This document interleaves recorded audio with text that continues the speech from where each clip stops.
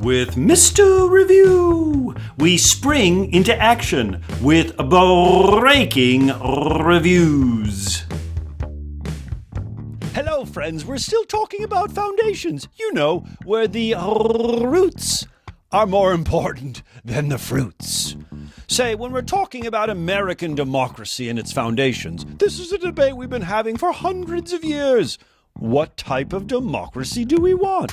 Well, in political science, we really talk of three foundational types of democracies.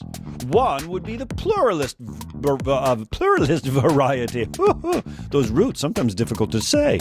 The pluralist variety of democracy suggests that groups will form and compete over power.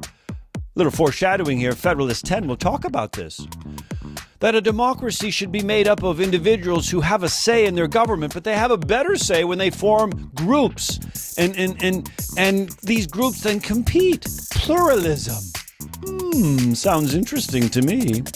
Then we have an elite form of democracy where the people, we the people, choose others, like more educated, perhaps even the wealthy or the famous, to make decisions for us. In a representative democracy, this is quite common, that the elites become our elected officials who then make the decisions for us. This is called elitism.